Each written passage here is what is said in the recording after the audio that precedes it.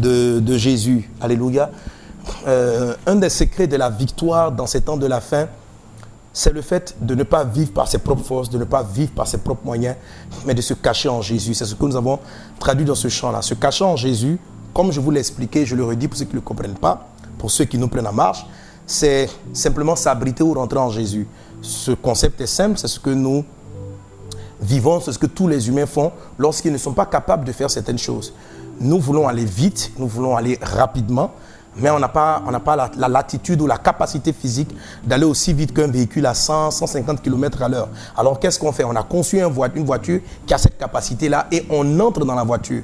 Dès cet instant, nous, dans la voiture, nous sommes en train d'aller à 100 et quelques kilomètres à l'heure, ce qui n'est pas dans notre capacité physique. Je ne peux pas m'envoler comme un oiseau, mais si je rentre dans un avion, j'ai la capacité octroyée à l'avion. C'est quoi s'abriter dans le Christ? C'est je ne suis pas capable de faire un certain nombre de choses, d'avoir la douceur de Christ, la patience de Christ, la bonté de Christ, mais je ne compte pas sur mes propres forces. La vie chrétienne est difficile pour ceux qui s'appuient sur leurs propres forces, pour ceux qui vivent leurs propres forces. Il faut simplement voir que Jésus a la capacité de faire ce que vous n'arrivez pas à faire. Il faut simplement que tu constates que Jésus peut faire ce que tu ne sais pas faire et qu'il sait le faire déjà. Jésus sait vivre ce que tu n'arrives pas à vivre. Et simplement tu dis, Seigneur, j'ai confiance en toi pour vivre cela. Je me livre en toi, je m'abandonne à toi. Celui effectivement qui est caché dans une voiture, s'abrite dans la voiture, il ne sait plus de marcher par lui-même, il ne sait plus de courir par lui-même, il s'abandonne dans la voiture. Abandonne-toi à Christ, dis Seigneur, tu es ma force, dis Seigneur, tu es ma vie. Lorsque tu vis des situations, par exemple, émotionnelles difficiles, tu vas le sentir parce qu'il y a un moment donné, tout le monde descend d'un véhicule, il y a un moment donné, on descend de l'avion. Donc quand tu es sorti de l'avion, ne t'attends pas à vivre les capacités de l'avion. Amen. Alors lorsque tu commences à sentir l'angoisse, la difficulté, la tristesse, des choses qui sont propres à l'être humain, qui sont propres à ta nature charnelle et émotionnelle, ce que tu fais simplement, tu dis Seigneur, cette situation-là, je n'arrive pas à la supporter. Si toi tu étais là, tu l'aurais supporté et tu te caches en Jésus, tu t'abandonnes en lui, tu vas voir subitement que les émotions, les sentiments qui étaient en Christ deviennent tiens. Tu ne sais pas comment ça se passe, c'est un phénomène mystérieux, mais ça fonctionne. Décharge-toi sur lui de tous tes fardeaux et tu verras sa gloire. Et cela est vrai non seulement pour les situations émotives, physiques, difficiles, mais cela est vrai en situation de miracle, en situation de prodige, en situation de miracle. Lorsque par exemple je me retrouve dans des croisades d'évangélisation où j'ai des besoins que je sais pertinemment que je peux faire, par exemple prier pour un malade, je ne peux pas guérir un malade. Je n'ai pas les capacités qu'un aveugle voit, qu'un sourd entende. Voilà. Mais simplement, j'essaie tout simplement d'imaginer Jésus devant ce cas. Jésus devant cette situation. Et j'ai dit, lui, Jésus, il n'a pas peur. Lui, Jésus, il peut traiter la situation. Et tout ce que j'essaie de faire, quand j'imagine Jésus dans cette situation, c'est de me dire, Seigneur, je veux juste me cacher derrière toi et te laisser faire le travail. Et te laisser guérir le travail. Amen. Il y a mes propres tendances, mes propres désirs, mais j'essaie juste d'être le plus possible connecté. En fait, ne pas être dans la voiture et puis m'éjecter personnellement de la voiture en essayant de marcher. C'est comme ça, par exemple, que nous voyons des choses extraordinaires. Que dans ces temps de la fin, dans ces temps de la fin des temps, où financièrement c'est difficile, matériellement c'est difficile, je suis content de voir les programmes que Dieu est en train de faire au travers de nous. N'appréciez pas Pasteur Sanogo, ni l'équipe, ni Vasonneur. Ne nous acclamez pas. Toute acclamation est due au Seigneur parce que c'est son œuvre. Amen. Ça me profite donc de ce tour rapidement pour faire le point de ce qui s'est passé à Yopougon.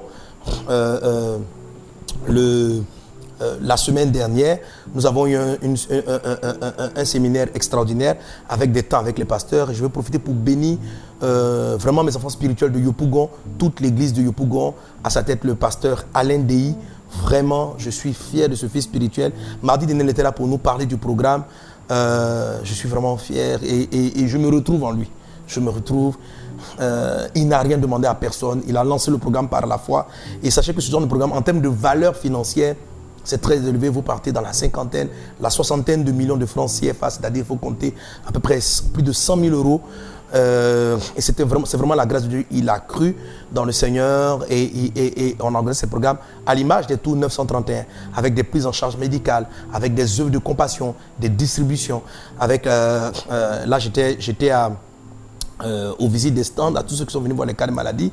Et nous avons prié pour cette jeune fille, alléluia, et je sais qu'elle va guérir. Elle ne peut que guérir, alléluia. Pourquoi? Parce que là, ce n'est pas moi qui suis en train de la toucher. Quand je l'ai touchée, je l'ai fait au nom de Jésus. Ça veut dire que ce n'est pas moi. Or, Jésus a le pouvoir de la guérir. Donc, même si de manière instantanée, la chose ne s'est pas produite, c'est déclaré, elle aura lieu. Rappelez-vous, Jésus a dit que l'arbre du figuier soit maudit. Matthieu décrit que ça s'est fait instantanément. Marc va dire que ça s'est fait un jour après. Parce que quand la parole est déclarée, elle est effective. Donc croyez dans le Seigneur Jésus. Voilà tout ce que Dieu a pu faire. Dieu a pourvu. Dieu a étendu sa main. Parce que nous nous sommes cachés. Nous n'avons pas regardé à notre force. Nous n'avons pas regardé à notre capacité. Et les soirs à la croisade, des milliers de gens sont venus. Comme vous pouvez le voir sur l'écran. Ça a été extraordinaire. Yopougon a répondu présent. La présence de Dieu a été manifestée. Des milliers de vies ont été sauvées, des milliers de vies ont répondu à l'appel et ont donné leur vie à Jésus. C'est ça le plus important, c'est ça l'essentiel, c'est de piller l'enfer, de remplir le ciel de Dieu. Il y a eu des temps prophétiques, nous avons prophétisé la bénédiction de la commune de Pougon, qui est une commune très importante en Côte d'Ivoire. Quiconque connaît Abidjan, quiconque a entendu parler de la Côte d'Ivoire, entendra certainement parler de Yopougon.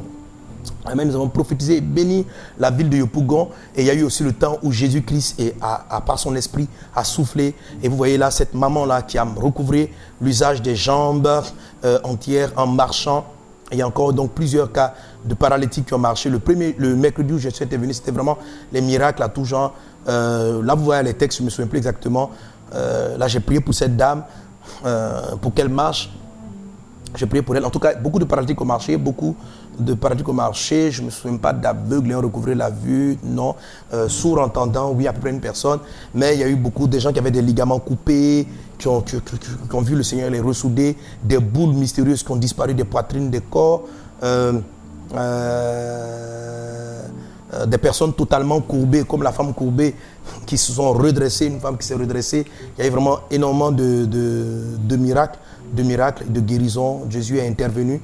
Et je veux dire à tous ceux qui ont suivi ce programme, n'abandonnez pas. Quand on a prié pour vous, croyez que Dieu vous a guéri. Alléluia. Et vous allez voir la chose s'accomplir. Parce que la parole ne retourne pas à lui sans avoir accompli ce pourquoi elle a été envoyée. Amen. Je veux bénir Dieu pour ses nombreux témoignages. J'ai un témoignage ici qui est un peu long. Je le lirai certainement la prochaine fois. C'est un frère qui rend grâce à Dieu pour le mystère d'être caché en Christ et qui a vécu cela. Il travaille dans une société comme stagiaire et il a demandé à Dieu de lui offrir des congés. Il a cru dans le Seigneur Jésus. Il n'a pas regardé son compte en banque. Il n'a pas regardé sa réalité quotidienne. Et il a vu la main de Dieu. Vous voyez, si vous regardez vos réalités quotidiennes, si vous regardez ce que vous vivez au quotidien, vous n'allez pas vivre l'extraordinaire divin. Vous n'allez pas vivre des miracles. Vous n'allez pas voir le Dieu qui pourvoit. Amen. Dans mon équipe, dans l'équipe avec moi, plusieurs sont retrouvés en train de faire des voyages, se retrouver dans des nations. Tout simplement, pas parce qu'ils avaient les moyens, pas parce qu'ils ont la... Parce qu'ils marchent avec un grand Dieu. Ils se cachent dans le Seigneur et ils vivent des miracles. C'est ce que Pasteur Alain et tout Yopougon, que je félicite, ont fait. C'est ce que ce frère-là a fait. Appliquer ces vérités. Il dit, je travaille sans salaire depuis 3 ans dans une structure étatique et un poste pour lequel je n'ai ni diplôme ni formation. Amen. Dieu lui a ouvert cette porte-là sans qu'il soit. Il dit, mais je peux voir la fidélité de Dieu, notre Père, au quotidien. Dans le cadre d'un projet où j'assure le secrétariat du comité interministériel composé de cadres de l'administration qui vont au moins 2 fois par année en Afrique du Sud pour faire le bilan, etc. de ce projet. Lors d'une réunion, voilà, j'entends dire, arrange-toi pour qu'à la prochaine mission, lui, le frère, il fasse partie. Et Dieu va lui ouvrir les portes. Amen. Parce qu'il n'était pas embauché. On ne peut pas lui faire une lettre de mission sans embauche. Il y en a qui lui ont proposé, mais il faut magouiller. Il a dit non, si Dieu veut m'ouvrir cette porte, Dieu va le faire. Et Dieu l'a fait par rapport à une structure à l'intérieur qui a pu lui faire un ordre de mission, même en tant, je ne sais pas, peut-être en tant que bénévole, etc. Il a pu avoir son ordre de mission parce que Dieu voulait lui offrir ses congés. La plupart de ses collègues qui ont demandé le visa pour l'Afrique du Sud ont eu quelques jours, 1 semaine au maximum. Lui, il en a eu 1 mois. Il a vu même ses patrons, quelqu'un qui n'est jamais allé en Afrique du Sud, qui n'a jamais eu de visa dans son passeport. À lui, on lui octroie 1 mois. Pourquoi? Parce que c'est Jésus qui lui offrait ses congés. Il avait dit à Dieu, Seigneur, si tu m'offres le voyage en Afrique du Sud, si tu m'offres ce voyage en Afrique du Sud, tout le monde part d'habitude pour 1 semaine, 3 ou 4 jours. Donne-moi un temps de me reposer, que je puisse en profiter. Et Dieu va lui donner, dans une équipe de plusieurs personnes, et lui qui est le novice, il a eu 1 mois, un visa de 1 mois. Ça, c'est l'intervention de Dieu. Amen. Dieu est dans ces détails-là de votre vie. Vous comprenez? C'est votre Père. Vous devez vivre l'extraordinaire divin. Vous devez vivre, marcher avec Jésus-Christ. Dans ce temps où il y a tellement d'oppression, vous devez apprendre que Dieu n'a pas besoin de votre compte en banque. Il n'a pas besoin pour vous faire vivre l'extraordinaire divin. Ayez confiance en lui, croyez en lui et vivez pleinement la vie chrétienne. Alléluia. Dans l'abondance, vivez dans l'abondance. Dans la disette, acceptez-la comme étant une épreuve. Bénissez Dieu. Mais ne vous limitez pas à dire que vous allez vivre une situation de disette continue. Alors ce frère est parti. Il n'avait pas l'argent de son séjour. Il a eu des entrées d'argent extraordinaires qui lui ont permis de mener ce séjour.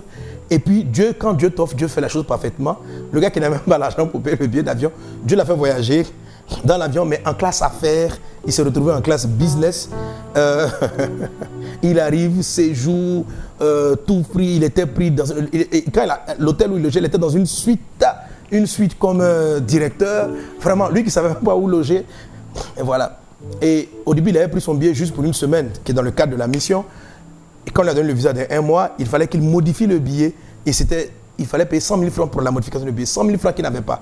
Lorsqu'il part à l'agence, on dit, monsieur, on modifie votre billet sans frais. Donc son billet a été modifié pour... Juste extraordinaire, juste extraordinaire. Ça, c'est pour vous dire que Jésus est celui qui offre des cadeaux, alléluia, qui va te faire plaisir. Et je prophétise et je déclare sur ta vie que Dieu te surprenne, qu'il te fasse vivre des cadeaux agréables, des moments de détente. Amen. Et s'il est capable de prendre soin de toi pour les moments de détente et pour les choses qui sont essentielles, et pour ton travail qui est essentiel, et pour ta maison qui est essentielle, et pour mettre tes enfants à l'école qui est essentiel. Si Dieu peut offrir à quelqu'un de voyager en business, la valeur de plusieurs millions de billets d'avion, ne peut-il pas te payer ton loyer? Ne peut-il pas prendre? Ça, ce sont des choses, c'est du loisir, c'est du divertissement, c'est du repos. Si Dieu prend soin de nous pour notre repos, à plus forte raison pour les choses qui sont essentielles, attends-toi à lui et tu verras puissamment la grâce et la gloire de Dieu. Donne un bon amen. Donne un bon amen. Je lis ce témoignage parce que je sais que Dieu te fait vivre une situation similaire. Et ce sont des témoignages qui sont très fréquents pour ceux qui écoutent les messages. La foi vient de ce qu'on entend. Et ce qu'on entend vient de la parole de Dieu.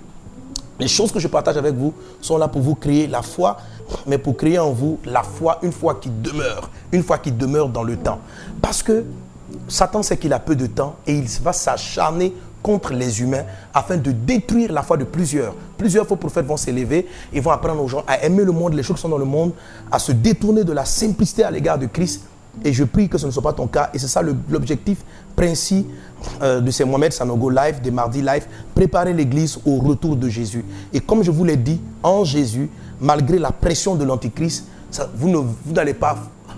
vous allez peut-être, on va connaître des persécutions, mais vous allez vivre la surabondance divine. Parce que l'abondance ou la surabondance divine n'est pas fonction de votre capacité à acheter ou vendre, système d'achat et de vente qui sera contrôlé à un moment donné par l'Antéchrist avec la marque de la bête. Et je prie que vous viviez cette situation.